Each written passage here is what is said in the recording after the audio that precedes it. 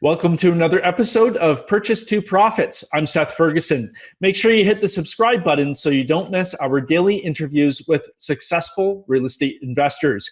Our guest today is an active commercial real estate broker and investor with experience in multifamily, senior housing, retail, medical office, and mixed-use properties. But most exciting of all, he helps clients defer capital gains taxes. Brett Swarts is the CEO of Capital Gains Tax Solutions. Brett, welcome to Purchase to Profits. It's great to have you on the show. Thanks, Seth, for having me. Looking forward to being on the show. Yeah, I'm sure everybody's looking forward to hearing how they can, save and defer taxes, because that is one of the best topics we can ever talk about as investors. So but before we talk about the deferment strategy, tell us about your real estate goals right now and what you're looking to do in real estate. Yeah, I always start with the why. Why be in passive cash flow investment real estate?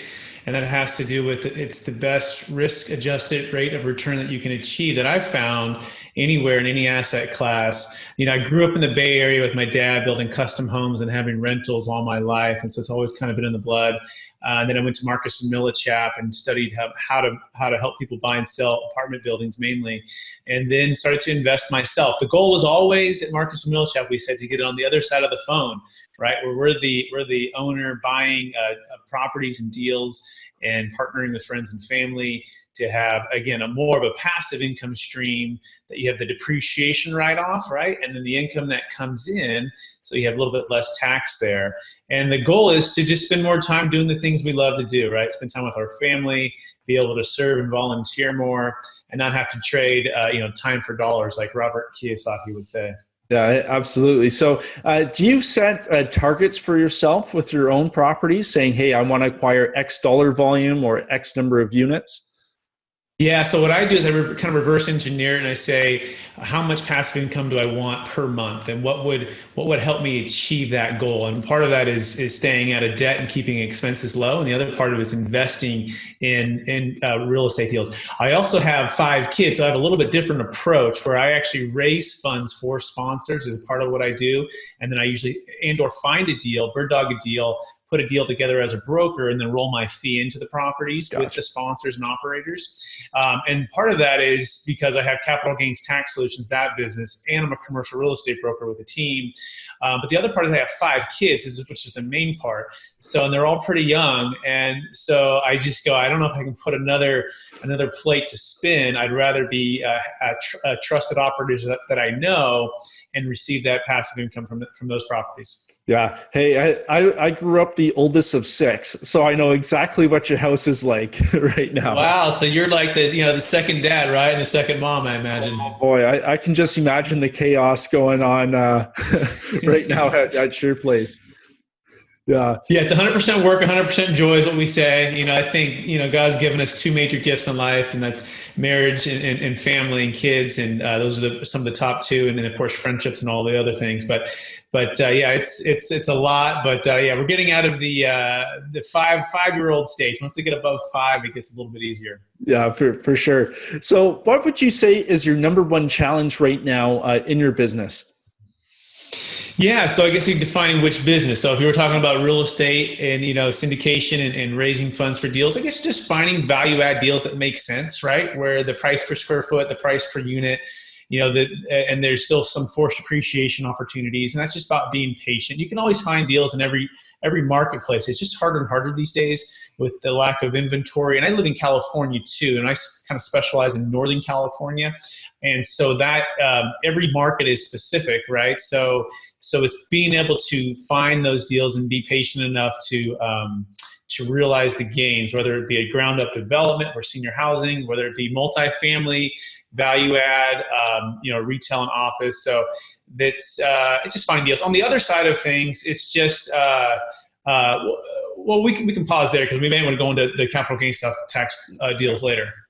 Yeah. Okay. No, that sounds good. And I actually, while we have you, because you are on the other side of the fence, being a commercial broker, what would you like? Most investors now say their number one challenge is deal flow. How would you suggest an investor, bridge that gap and start building, beefing up their deal funnel with brokers? With brokers, okay. So you got the brokers or the actual owner themselves, right? So Yeah. ideally, they're contacting the owner themselves, and they're there before the brokers. And even though I'm saying that as a broker, but as a when I have my broker hat on, of course I'm going to tell the client to list with the broker so you get more competition, which is true too. Yeah. But either way, you've got to solve a problem. You've got to add value. So whether you're calling a broker or you're calling an owner, figure out what's going to make them want to call you or reach out to you, whether that be your track record, whether that be the ability to underwrite properties quickly and tour properties, whether that be your patience in not making offers on every single deal. So brokers want to close deals, right? So if you can perform and you can do what you say you're going to do and not retrade on deals unfairly, then you have a good reputation and you'll probably get more deals. So I would say first, for brokers, just do what you say you're going to do, and then hustle when a deal comes up. In regards to the client, figure out a way what's going to solve their problems and their challenges. Ideally, they're targeting those who've owned properties for a long time and maybe have low debt and a low basis, and they just are kind of comfortable, and there's a value add play there. And in that sense, you've got to speak to the heart of what they want. And a lot of those clients, they don't want to do another 1031. They're tired of the toilets, the trash, the liability. And so their intent is to actually really do nothing. They feel trapped by the capital gains tax, by having to manage more properties. And so how are you going to solve that? And we're going to talk about the deferred sales trust, but the deferred sales trust solves that. And so coming at approaching the person and giving them a solution to their problem versus calling them what everyone else is saying, the same thing over and over again, it's not going to attract them to you. Yeah. Well, let's hop into the deferred tax strategy and how you structure it and everything. So, do you want to give us kind of the Cole's notes, and then we can go in a little bit more detail? Sounds great, Seth. Yeah, so most commercial real estate owners, they struggle with capital gains tax when they go to sell their highly appreciated multifamily, senior housing, primary home, business. And it's somewhere between 30 and 50% with depreciation recapture, depending on what state you're in. And we use a deferred sales trust to give them tax deferral, liquidity, diversification, and freedom to say goodbye to the 1031 exchange, get out of debt, put the funds in stocks, bonds, mutual funds of their choosing, or back into commercial real estate and whenever they want with no timing restrictions, all tax deferred. And so that they can create and preserve more wealth.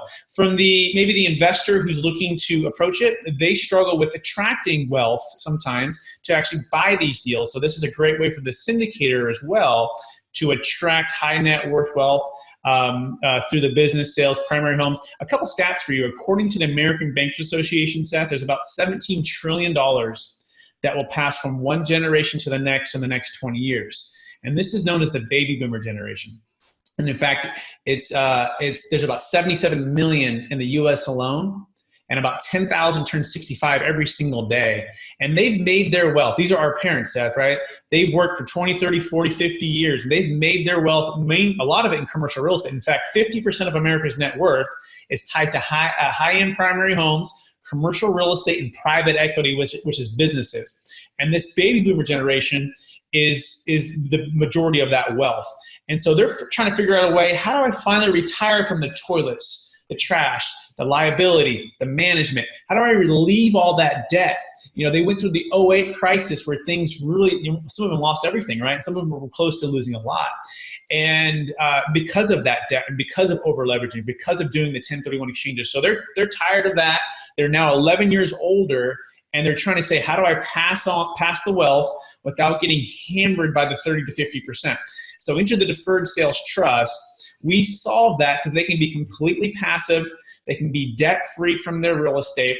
And then what's cool is they can actually invest with other syndicators and operators around and diversify their actual assets.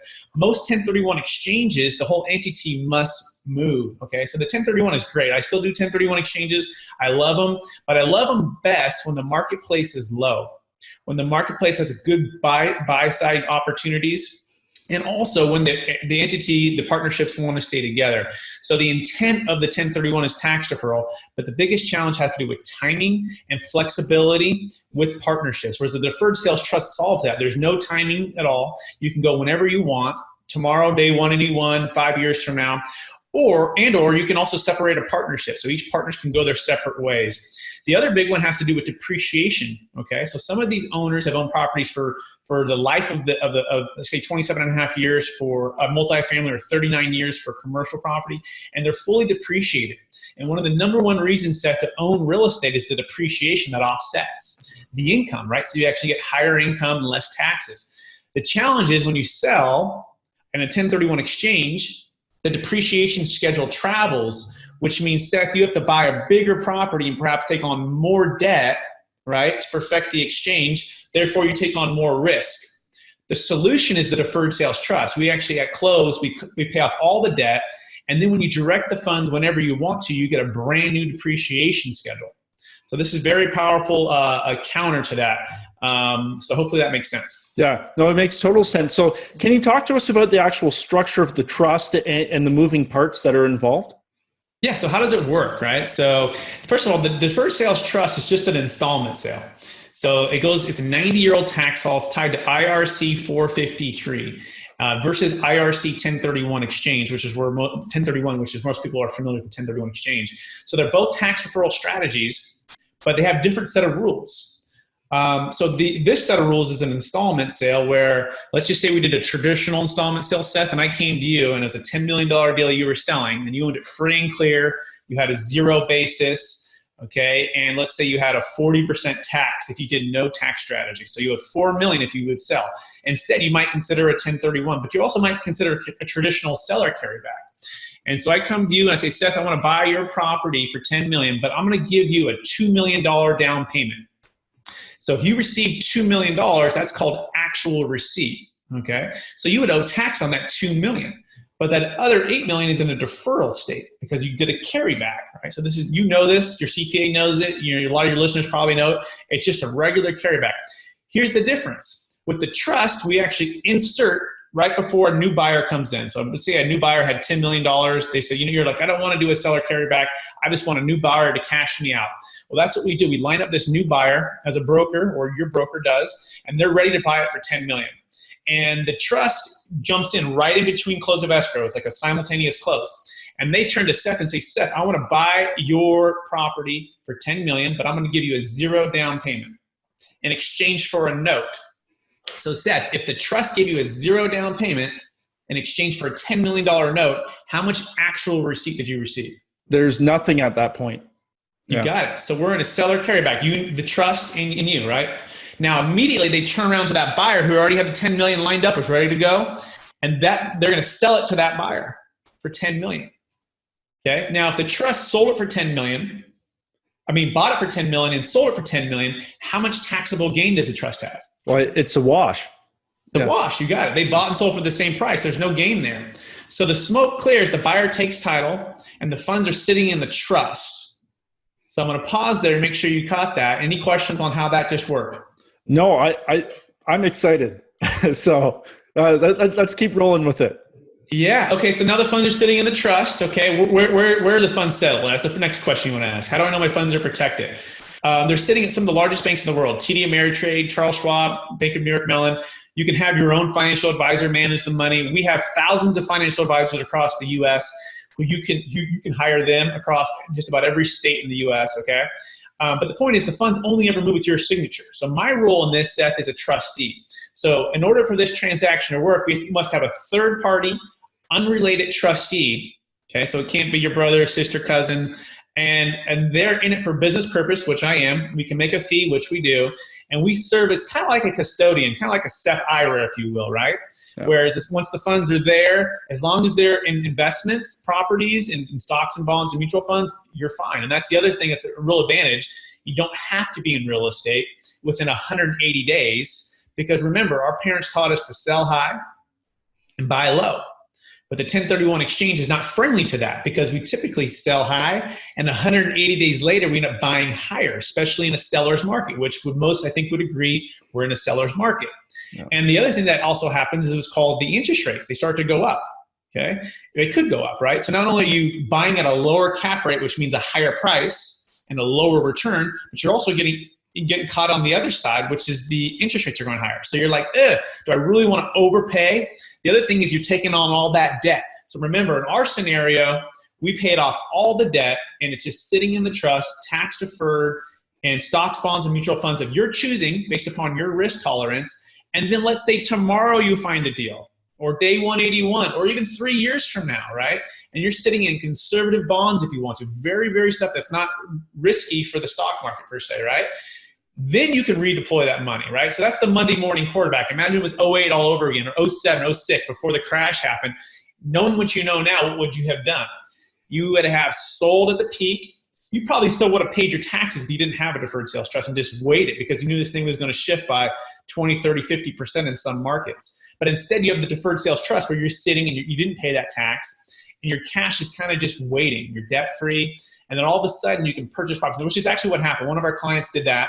He sold basically in '06, waited 5 years, okay, and his property that he sold was foreclosed on, and then those 5 years later, through his deferred sales trust, he bought the property at 60 cents on the dollar, all tax deferred. Yeah. Oh, by the way, with the new depreciation schedule. So the next thing we hear is, how do we know this thing is legal? Sounds too good to be true. So let's cover those. Well, first of all, the deferred sales trust we've been doing for over 23 years. Thousands of trusts have been closed, okay? Also, 14 no-change IRS audits, okay? So if anyone ever comes to you with a new strategy that sounds too good to be true, and I know it seems like it's too good to be true, you got to consider the evidence. The evidence is thousands of trusts have been closed, 14 no-change IRS audits, and the tax code is IRC 453, which is just an installment sale. The next thing is the tax attorneys stand behind the trust. They provide audit defense for the life of the trust. And the next thing is we actually want to bring in your trusted professionals. We don't want you to just take our word for it. We want you to bring in your CPA, your tax attorney, whoever, your trusted financial advisor, and get to know us, right? And sign a non-disclosure agreement, look at the structure, and decide if it's going to work for you. I look at my role as Seth. I'm just the nurse, right? I'm a commercial real estate broker who learned about this strategy and got trained in it. But I just take your pulse and say, okay, Seth, I think you might have a tax deferral strategy. Sounds like you don't want to overpay for a 1031. How about you check out our strategy? But before you get surgery, and bring in your surgeons to talk with our surgeons, the CPA tax attorneys, and make sure it works for you. And the last thing before we probably have some questions, we don't charge anything for that. So we don't charge anything unless you do the structure, right? So we don't charge the time to set up the trust, to get everything in place, to get everything ready to go. If for some reason your deal doesn't close or you decide to do something else, no problem. And we can also save a failed 1031 exchange. So the other thing, Seth, is you can go for your 1031 and we'll wish you luck to find a nice deal. But if for some reason it fails on day 46 or day 181, we can save a failed 1031 exchange. And so sometimes we get calls at day 170 and people said, I ran out of everything. I'm going to pay $1 million in tax. Can you help? And the answer is yes, we can. As long as you are working with an exchange company, which give you both options, which we have those two. Yeah, that's really cool. So let's say, I'm winding down my portfolio. Now I'm thinking about passing things off to my kids. How does this structure work with, making sure the kids get the money? Great question. Yeah, so the notes go for 10 years. At the end of 10 years, you can renew for 10. And then renew for 10, renew for 10, and just keep doing that. And then if you pass away, your kids, it becomes an asset inside your living trust. And so if you pass it on, your kids can inherit your position and start receiving the income off of it. Most of our notes earn 8%. After fees, they pay about 6.5%. So let's say in your scenario, it was a $10 million deal, which you would have had $6 million, but now you have 10. So you're earning about 8 on the 10 million. After fees, you're netting about 6.5%. That's your cash flow, right? You're paying ordinary income on that. Now that 10 million, you could cash out at any time, or your kids can. Now you're going to pay tax if you dip into that principle of capital gains tax. But most of our clients like to pay the tax the second day to never. They're just going to keep that deferred the whole time. Same thing as a 1031 to keep rolling it. But they cash out $1 million or $2 million and travel the world, do whatever you want with it. Now pay the tax on that. The other part of it is estate tax. Some of your listeners might be ultra high net worth individuals who have over 11 million if they're single, 22 million if they're married. Anything above that's going to be hit with what's called a death tax in the US or an estate tax. And it's 40% of anything above those numbers that's inside your taxable estate. So let's just say one of your listeners is worth $52 million and they're married. The first 22 million is exempt, but that $30 million is not exempt, meaning if it passes, there's going to be an estate tax of 40% on that 30 million, which is what, $12 million. So their intent is to pass their wealth on to their kids, to be able to give more to charity, to be able to do a lot of good things. But they got stuck with this 40%. It's a big chunk of that 30 million. Enter the deferred sales trust. Before they pass away, if they sell and move it outside their taxable estate with the deferred sales trust, which they can, they save their kids 40% on, which is $12 million. So a very powerful way to also do estate planning simultaneously with the capital gains tax deferral with the deferred sales trust. Whereas the 1031 exchange, all that does is just defer the capital gains tax. It has nothing to do with the estate planning. So most of your listeners who are high net worth may have done small amounts of incremental gifting, but they run out of those exemptions pretty quick especially if they're ultra high net worth. Whereas ours, we could literally sell a $30 million apartment complex and move all 30 million in one transaction outside of your taxable estate. So that right there is one of the single best reasons to consider the deferred sales trust. Oh, absolutely. And I know for myself, as I build my portfolio, I'm always thinking ahead with, I want to make sure, my son's able to take advantage of all of that. So this is great. Anytime we can minimize the tax we pay, because it's such a hefty bill. Yeah, we define winning as tax deferral. We define losing as paying the tax. It's the same reason you do a 1031. Just keep deferring and earning interest and building more wealth. But at a certain point, the 1031, again, you don't want to overpay for properties. You don't want to buy a property just because you want to defer the tax. But you actually want to get out of debt. And we call that the smart debt, risky debt, and dumb debt theory, okay? The smart debt goes into debt when the prices are low. When there's great buys 5 years ago, at least in California, 3 years ago in California, great buys, amazing. Go into debt, leverage, go in and buy value add deals. Risky debt though stays when the market rises and they just stay with their property and the market may shift and they lost a lot of that equity. Okay. But at least they didn't do what's called dumb debt, which is double down and buy an even bigger property and take on even more debt. And then all of a sudden the things shift, and now you may be giving it back to the bank. So we really encourage you to look at this strategy in context of when's the best time to go into debt and diversify that and get out of debt when the market's really high. And then here's the thing: what's cool is you can put into a Seth deal. So let's say it was a $10 million deal. Seth, you can go into your own deal with $1 million of it. You could put another $1 million over with a Kevin Bupp, or another $1 million with a Joe Fairless, another $1 million with a Michael Blank, like different operators in different marketplaces in different geographical locations. So you're diversifying. By the way, it's up to 80% of the funds can be sent to these outside investments. 20% will stay with the financial advisor.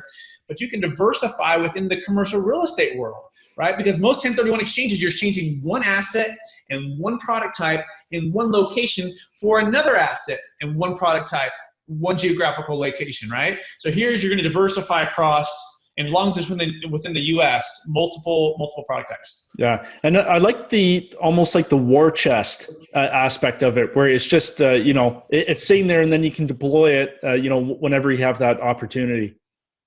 The single best reason, right, that I started this company was exactly that. Because most people felt trapped. They just go, I feel like I have to buy it, or I can't sell it because I don't have my exchange lined up, right? So we actually empower commercial real estate brokers, financial advisors, business brokers. By the way, this works for businesses too. Most businesses, they don't even do a 1031 exchange. They just sell their $10 million business and pay it. It works for high-end primary homes. We did a deal, $26 million deal in Newport Beach. Okay, the couple was getting a divorce, needed to sell. They had a $6 million liability above and beyond their exclusion of $500,000. If you live there 2 of the last 5 years, you get this exclusion. But it doesn't qualify for a 1031 because it's a primary home. So the deferred sales trust solved this problem. And they put all the funds into the proceeds, all the proceeds into the trust, and paid off the debt on the property and deferred $6 million in capital gains tax. So that's the power of this strategy. And then as a syndicator yourself, you want to attract that high net worth client who owns commercial real estate businesses and high-end primary homes. And 2 of those 3 don't work for a 1031. And most syndicators that we work with, they struggle to come up with a structure which allows 1031s to come into their funds or their deals. So most just say new money. Well, the deferred sales trust is new money. So in a sense, they're kind of like 1031 into your fund via the deferred sales trust, because they're tax deferred when they sell their business, primary home, commercial real estate. Now the funds are sitting in a war chest, all deferred. Now they can put it into your deal. And oh, by the way, when you sell your deal, your carried interest is what you call it. your carried interest can be deferred too. And the individual clients can have their own deferred sales trust if they want it as well. So it's a good, elegant way to avoid that 30 to 50% in and out of every single deal, whether you're a syndicator, whether you're a primary homeowner, business owner, commercial real estate owner. And also half of the partners could just say, no, I want to pay my tax, no problem. The other half can. So it's very flexible. Yeah. I love it. This was great. And I'm sure, everybody listening and watching is busy taking notes right now on what to do. Yeah, it'll really blow your mind, and your brain will start moving pretty quick on what the possibilities are here. Oh, I absolutely. Even just listening, like my brain's going off right now with all the different options. So that's great. Well, let's jump over to one of your deals. Is there a keystone deal for you that made a big impact on your business? Yeah, so let's talk about me brokers and then as an investor. Okay. So one of the better deals that I did for represented both sides was an off-market opportunity for a client who was selling 100 units in Sacramento, and the beauty was I had represented him on another deal, the buyer, and so I brought him this opportunity, and he had performed on that one, did a great job. Brought him this opportunity. He was able to buy it at about $8.2 million, right? It's about $82,000 a door. It was a C property, C location, but it was mostly residential neighborhood. Okay, it wasn't Apartmentville. We have apartments everywhere. It was mostly single family homes, walking distance to a school, but it had a lot of value add potential. Now the seller was also a client of mine who had bought another property. I helped him buy another property as well. And he had added about 50% of value, and he was ready to move on. He had another deal lined up. So it worked out really well where he was looking for a buyer, and he had another deal lined up, and I had a buyer ready to go. So he bought it at 82 doors. So the great part is the success story on both sides. The other one went on to make another great deal and add value and win on that deal. And then my client, it's now worth, he bought it for 8.2. We now think it's worth about 13 million. And this is within just a year and a half. So this is just kind of blowing my mind, right, with how fast wealth can be created in value-add multifamily properties. And so it was a win-win for both sides. And so that was one of the best deals that I've been able to do. Now, on the other side, as an investor, when everything crashed, I was out there, bird dogging, trying to find deals for operators. And so I found a deal in Arizona. It was a 50% vacant or half built retail center in Arizona. And they bought it out of foreclosure, bought it very, very low, about 3.5 million, put about $1 million into it, and literally 11 months later, sold it for 7.1 million.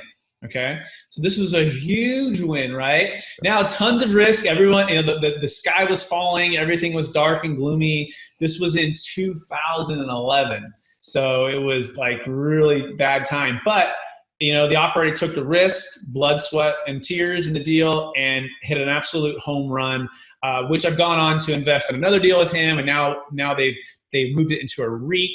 And so, they're called Sire Partners. They're out of San Diego, and good friends of mine. They do a great job. Nice. No, those are two rock star deals. Well, with the first one you mentioned where you brokered it, you might almost have to find another buyer to bring a big check for the new owner. Well, so now we're looking for the 1031 exchange buyer, right? Yeah. So this is kind of honestly, it's kind of both sides. Hopefully I'm not representing that buyer. I'm very reluctant to represent buyers on big purchases in this marketplace. I like to offer the deferred sales trust and say, hey guys, consider this before you overpay, 13 million maybe for this property. I get it that this is comparable for this marketplace, but maybe it's worth 11 and a half a couple of years from now. Who knows what's going to happen with all of what's going on, but I'm just very, very cautious to put people into highly appreciated properties via a 1031 exchange when we have a deferred sales trust right now. Yeah, absolutely. And nobody has a crystal ball. So, you almost just have to, you have to tread very carefully right now. So how has getting into real estate with all the different, facets you're involved in changed your life so far? Wow. Well, it's always been in the blood. So I don't know if my life has ever not been in real estate, whether it be hammering nails on the Bobcat with my dad in the Bay Area or all of the stuff we just talked about. I would just say, when I first started my career, by the way, I was going to college. I didn't know what I wanted to do. I was in business and I was studying Bible and theology. I had a minor in counseling psychology. So I had a couple degrees in a minor. I was playing basketball. There was nothing called like sales and consulting, you could be a teacher, but I didn't know I was going to be a teacher. But that's really what I'm in. I'm in education, right? I'm in education of tax deferral. I'm in education of real estate, multifamily investing and brokerage. So in every single way, I took an internship at Marcus and Millichap and started to learn from the best in the business. And the beauty of commercial real estate, what I love is it's so many aspects, right? Not only is it people, but it's negotiation, it's underwriting, it's finance, it's market trends, it's real life, communities. It's so many aspects. And I love that about real estate, that it's ever changing, yet there's some tried and true principles that go back for, forever, really, right, with real estate. So it's just my passion. And during the time when I was first starting, the marketplace just crashed. I started in 06, but I didn't graduate to 07, okay? And then all of a sudden stuff started to pick up, and then it just crashed. I just stayed in it, and I wasn't making much at all. And so I would encourage anyone who's getting into this for the first time, either it's a side hustle or you're going full-time in real estate, persevere. I saw about 50 to 75 people, agents try to come in and make it in the business and fell out. But I just love if you love commercial real estate, you love passive investing, if you love the numbers and the finance and the negotiation, just keep persevering and get good mentors, get good training, and just keep working. So I never gave up, and fast forward, it led me to the second business. So I guess I would say in every single way, it's changed me. Yeah. And, let's look ahead 10 years from now. Where do you see yourself with your business and your portfolio in a decade? Great question. In a decade. Wow. So I would say, let me start with 1 year. 1 year, I'd like to have 100 million under capital gains tax trusteeship. I guess in 10 years, we should probably times that by 10, so that would be a big goal. And then to be able to just continue to grow the team and the education. We want to have 100 strategic partners and preferred vendors added again this year. We probably already had about 30 or 40 already jump on. And that includes syndicators. That includes financial advisors. We look at this deferred sales trust tool like the 1031 was 20 years ago. Not a lot of people knew about it 25 years ago, and then they started to learn about it, and now everyone has it in their educational platform, right? When you're in this business. So we want to equip and empower everyone with a strategy, and so that they can help their clients create and preserve more wealth, so they can grow their net worth with buying more deals. And instead of just paying it to the government, it's gone forever. And because actually the government actually wants us to have tax deferral so that we can build more businesses, buy more properties, improve more things, right? So I want to equip more people with that. I want to have a lot under management. As far as those two things, and this continue to grow my team. We have about 5 team members now, so probably, I don't know, maybe there's 20 team members at that point. Yeah, no, it sounds good. So Brett, we learned a lot today. If somebody's looking to learn more, get in touch with you, where can they find you online? Yeah, the best way is capitalgainstaxsolutions.com is the website, but also search that on YouTube and subscribe to the channel. I try to make 3 to 5 minute videos that educate on what are the fees, which we didn't cover, how do we know it's legal, how does it compare to a 1031 exchange, how does it save a failed 1031 exchange. So YouTube has a lot of those videos, but also my website does too. And then LinkedIn, BiggerPockets are the other main two. So just reach out to me. We have also consultation calls. We have a deferred sales trust calculator that somebody can answer 12 questions. It's going to give a side-by-side comparison. If you're a professional and you reach out to me, we can talk about how we partner together and how we work together to educate you and give you the tools too. So just the website is best. Oh, that's perfect. Well, Brett, just want to say thanks so much for taking the time today and giving us some really powerful information about that strategy. Thanks, Seth. It's my pleasure. Yeah, pleasure was all mine. And to you, our viewers, I wish you well on your journey from purchase to profits. See you next time.